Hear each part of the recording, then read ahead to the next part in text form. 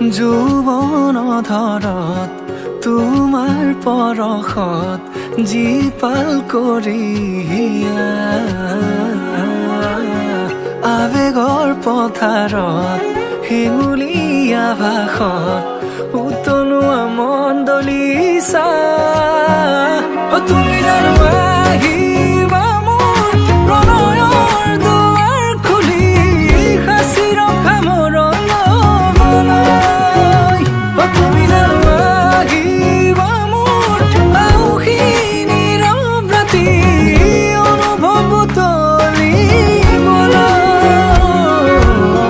যৌৱন ধৰত তোমাৰ পৰশত জীপাল কৰি